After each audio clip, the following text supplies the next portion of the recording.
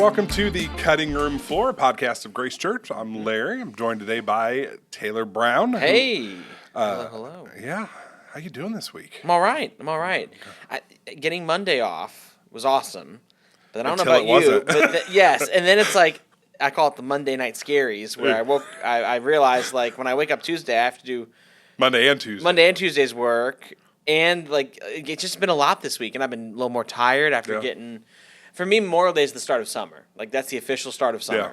And so it's like a tease, you know? And then it's like, all right, everyone back to work, back to school. And you're like, oh, man. So I've been dragging this week. I don't know what's going on. I get it. And just so you all know, we normally record on like Tuesday or Wednesday. We're recording on a Thursday, and it feels like Monday. So it's like the week has not progressed at all. My days are all mixed up. Yeah, it's all messed up, and there's still a bunch to do. A ton. I'm hanging on for dear life. Yes. So we'll get right to it. We were in Greatest Hits Part 5 this week. So we've been just looking at these parables of Jesus, some of these greatest hits, if you will, and how these aren't just, they're not bedtime stories. They're meant to reframe people's thinking around what life looks like in the kingdom of God. And so they're stories that illustrate kingdom life, and we've said throughout that the kingdom of God is anywhere and in anyone where Jesus is Lord. So these kingdom values often bump up against some secular cultural values. You know, so we're finding ourselves bumping into that a lot. You took us into probably one of the more well-known parables of Jesus this week with the parable of the prodigal son, or the lost son, and the older brother, however you want to say it. But why don't you just take us in a little bit to that message this week? Yeah. So this one was about the prodigal son, and a couple things with it, because I'll go to the context in a second, because I know that's an important piece of it. So this parable is about really two sons. I joked, yes, it is the correct title of the prodigal son, but there's also a couple other titles I would have in contention. So this parable is about two sons. One son is the younger son, who essentially just tells his father, hey, I wish you were dead. Give me my fair share of what I would earn if you were dead, and then I'm going to go live my own way and take your wealth and to do so. Father grants it. Son goes and says, squandered his wealth in wild living. Then finds himself so desperate, he's like eating pig slop. Eventually comes to his senses and says, I can go back to my father's house as a servant and live better than I am right now. So he goes back to the father's house, really kind of rehearsing this speech of like, you know, oh well, I've disappointed you and heaven. It's a very well thought out speech. It's very well thought out. Like I'm not worthy to be called your son, so I'll come back as a hired servant. And so what he sees though is surprising to him, where the father runs to him, meets him, and is filled with compassion. And then he begins his rehearsed speech. The father, I'm sorry, I've sinned against you and sinned against heaven. And the dad like sort of cuts him off and says like, quick. He talks to the servants and says, quick. I want you to grab, a robe and a ring and sandals and put it on him, and then I want you to kill the fattened calf, which was a sign of like a calf that was saved for the celebration, like for a thing worth celebrating, because my son who was lost is now found. He was dead again. Now he's alive. So he's met with a party, and then we see like it would be beautiful if that was the only son in it. Then there's an older son who just finds himself resentful. He doesn't come to the party. He's working out in the fields, comes home, sees there's a party, asks the servant what's going on. Servant's like, your brother's back. And he's not excited. He's not at all. He's rather angry about it. And then he doesn't go to the party, and his dad is pleading with him to come in. And he says, no, I'm not coming in because I've been here, I've worked hard, I've been faithful, and you've never even given me a goat to celebrate with my friends, let alone the fattened calf. Not even a little bit of goat. Not even a little goat, let alone the fattened calf, right? Yeah. And so then he says, this son of yours, squandered his wealth, and he kind of names it. Yeah, it goes from very general, like Jesus says he squandered his wealth in wild living. That's pretty general. The older brother's like, he devoured your property with prostitutes. Yeah. Okay. Classic older brother just names the exact sin of the younger brother. Very specific. he like gets it all out there. Yeah. And then he says, like, essentially, he's just bitter. He's bitter about it. Like, where is his celebration? Where's been his party? Where's been his reward for being there? So then the parable ends with the father telling him, hey, everything I have is yours. I'm not being unfair to you. I'm not taking anything from you. But we had to celebrate. Yeah. We had to. Because someone who was lost is now found. And that's how the parable ends. And it's this, I think one of the, like you named it, I think between that and the Good Samaritan are probably the two most well-known parables, stories that Jesus told. But I think the context is even more interesting in the way it's told and why it's told. Because the context of it, if you back all the way up, which we don't often talk about, that's been the fun thing in this series, by the way, is like, why is he telling these stories? Exactly. Let's not just tell the story. Let's just talk about why he's even telling these stories in the first place. Because I think sometimes we get this idea that Jesus is just walking around telling random stories. Yes. Yes, like story time with Jesus. Which is, guys, have I ever told you about the time? Yeah. But there's intentionality to all this, and that is one of the things I've loved in this series is like what sets this up. Yes, it's been enlightening for all of these to go, oh, this is the context with which he's saying this, and we see a theme here, which is interesting. Of a lot of these parables that we're looking at have been told in the context of being prompted by encounters with the religious leaders, encounters with the Pharisees, and so this parable of the prodigal son was like this as well, where it shows Jesus, essentially talks about Jesus having, fellowship and I joked, a party, if you will, with tax collectors and other sinners, and the Pharisees don't like this, so they grumble, and they say he spends all his time with these people, he welcomes them in and eats with them. Gosh. Yeah. They don't like it. And so this prompts Jesus to tell 3 stories. First two are quick hitter greatest hits. Yeah, they're quick hits. I joke, that's like the EP before the full length album, right? Right. So he tells 2 quick stories of the lost coin and the lost sheep, which are very similar in format. There's a lost sheep and a lost coin. There's a shepherd and a woman that looks for it. There's a shepherd and a woman that finds it. After they're found, they call all their friends and neighbors and they celebrate because something that was lost is now found. Right. Very simple. Yep. And to me, that touches on the first half of this of like, let's talk to the sinners, let's talk to the notorious sinners, the tax collectors. That says that piece of like, if you're lost, you can be found. There's a party when you're found. But then the prodigal son really expands on this. And then this time, the older son is directly for the Pharisees. Yeah. That is for them directly. The people who on the outside appear to have done all the right things, said all the right actions, followed all the laws, on the outside appear good, but on the inside have some real bitterness and sin and struggle going on.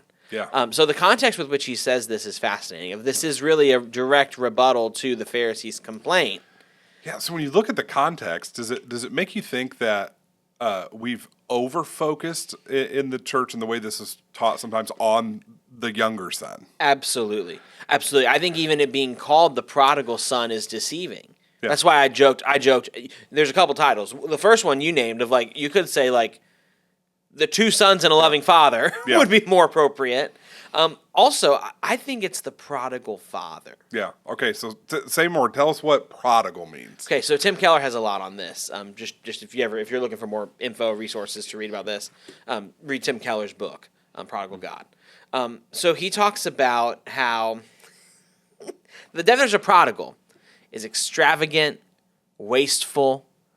And so when we look at it from the wasteful side, that's where we get prodigal son. Yeah. Right? Yeah, he squandered his inheritance. He squandered the inheritance. But I would argue, what if we looked at this from the extravagant side of the definition of the father's love that he has, and really the grace the father shows to both sons? Yeah. Because both sons have been disconnected from the father. Both sons deeply struggled with sin. One was an outward kind of wayward living sin, and the other one was really an inward sin of hard-heartedness and bitterness.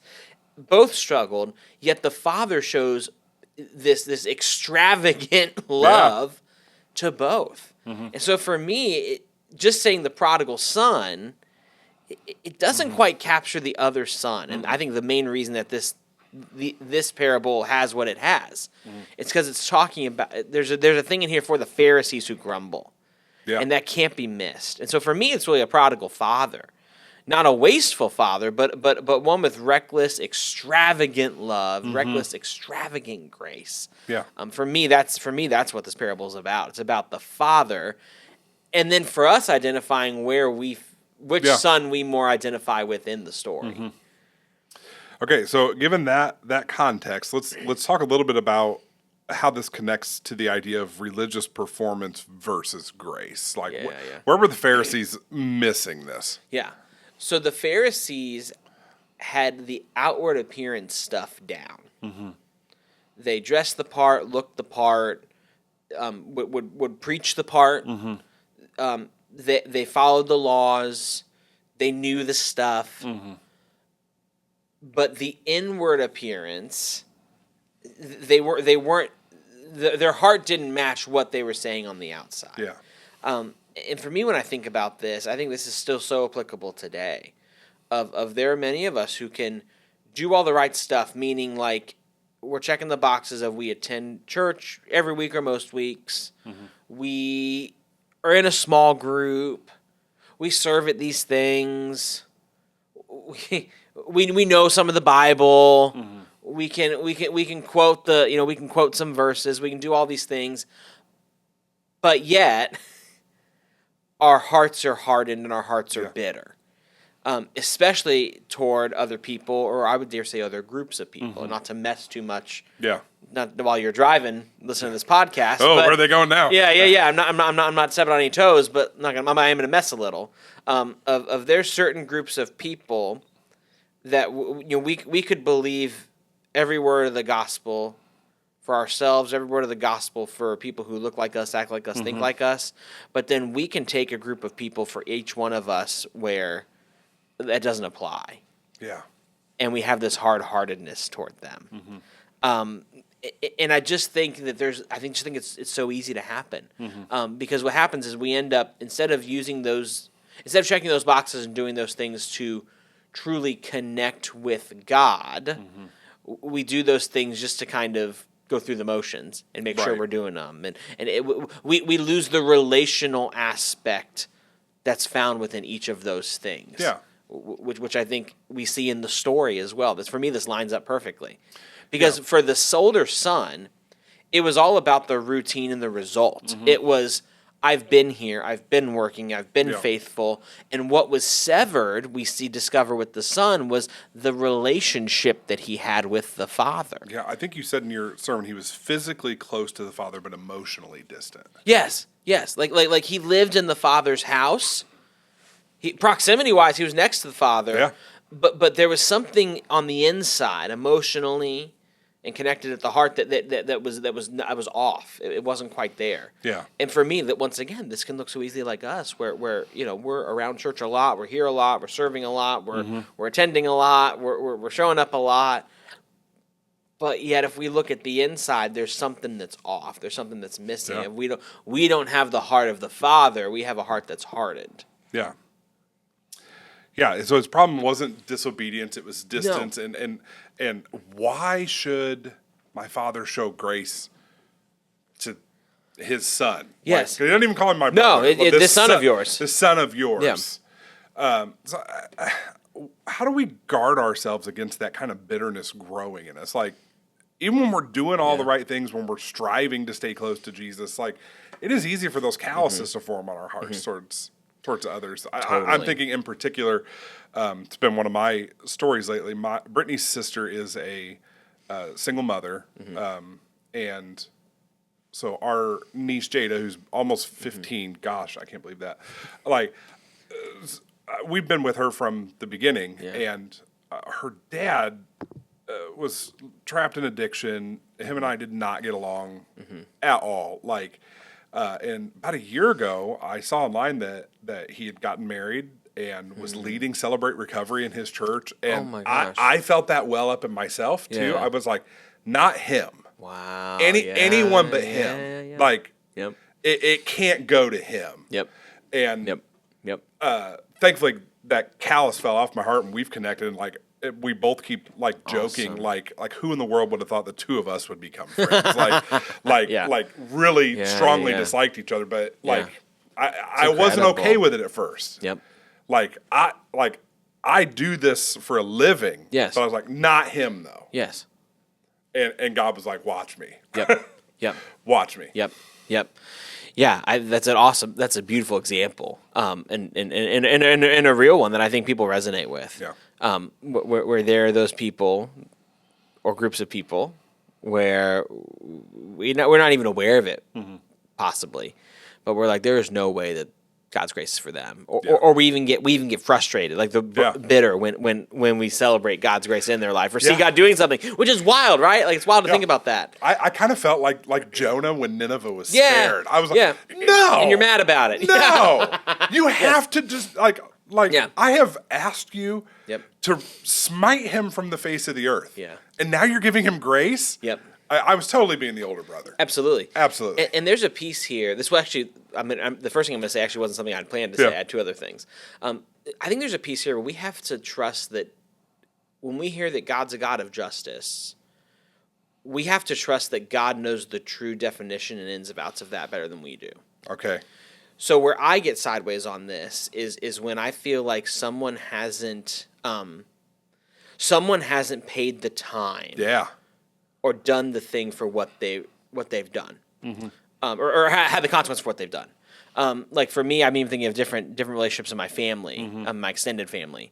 You know, I can point to those in my family who I'd say, they did the time for their crime. Like they've paid the punishment, they did the time, and so of course I can associate then unhealthily. So then they're worthy of the second chance of God's grace. But then there's others in my extended family and beyond where I see it, and I'm like, I get resentful. I'm like, man, why? They're not even sorry for what they did. Why are we giving them a second chance? Why are we showing them grace? Why are we living out the way of Jesus with them? Because they are not even aware of it and they haven't even done it. In my mind, it becomes a justice issue because, like, well, the justice once they do that time, once they become aware of that, once they do this, then God's grace is for them. And for me, I can get caught up in playing the game of justice myself and go, no. I have to trust that God has a broader definition of this or a broader idea of this, or that the justice we talk about, it's not going to happen right now when I want it. That's something to come later. So that's one thing. That's an add-on from what we were talking about on the cutting room floor. On the cutting room floor. Two other things I immediately thought of. The first is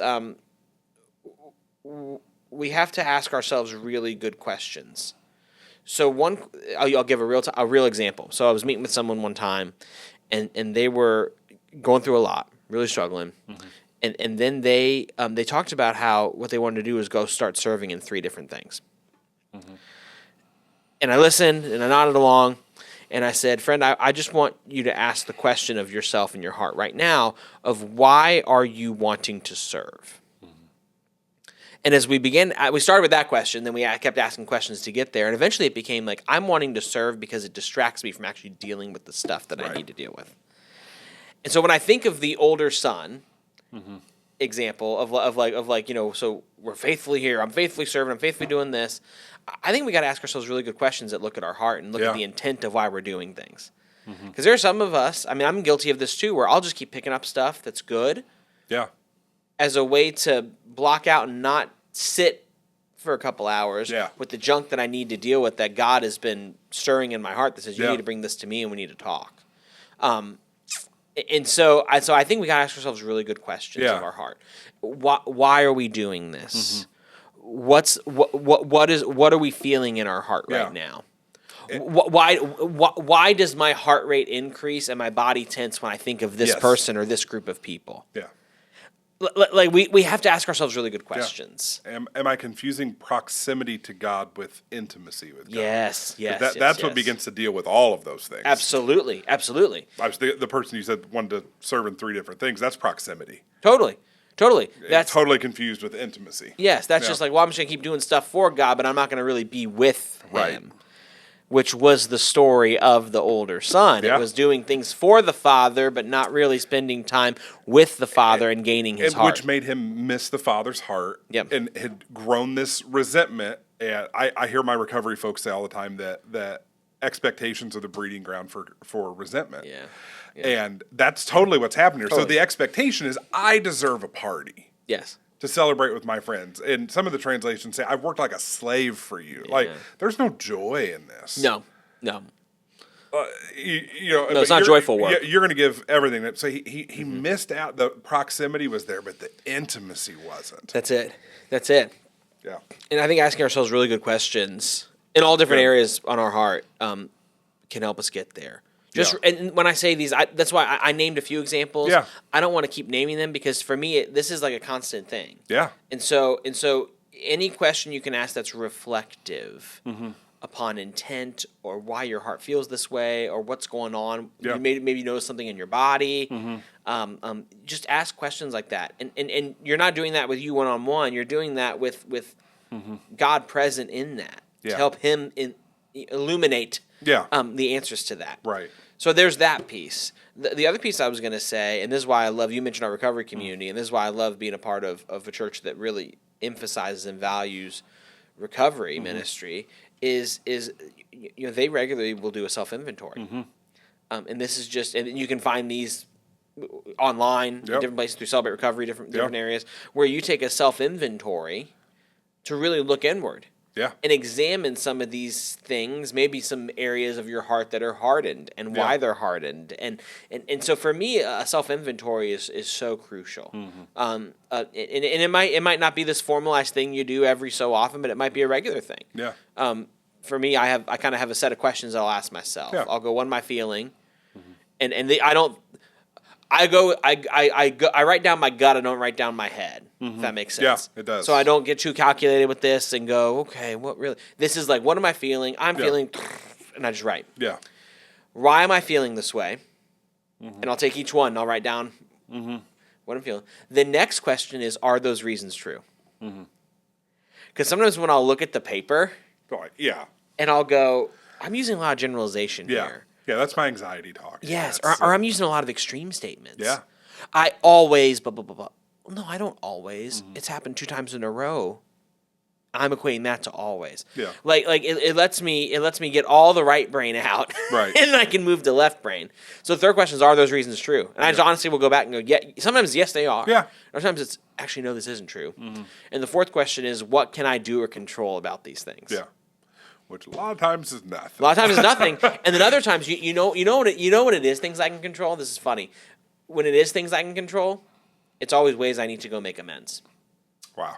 Or ways that I need to go grow. Yeah. Like the control pieces aren't even necessarily like... Yeah. It's always a reflection of me in ways that Yeah. I've not lived into this the way that Jesus would. And so for me, it's inventory like that even. To just check the state of my heart. Because what this older son was missing was the heart of the father. You could argue that he had everything else. Yeah. He had the resume, he had the proximity, he had the hard work, he had the ethic, he had all of that. What he was missing was the father's heart. Yeah. So I think regular reflective questions and self-inventory that can help you just check the state of your heart are just so crucial to this. And I think given the context of this parable and how we've treated the younger son and the older son, it helps in that inventory. You can ask, which son am I being? Absolutely. And I think it's one of the reasons it ends on a cliffhanger. Yes. We don't know if the older son ever comes into the party. No. He's outside talking to the father when it ends. Yeah. And so it's this, there are times, I mean, my journey to Jesus is very much the younger son.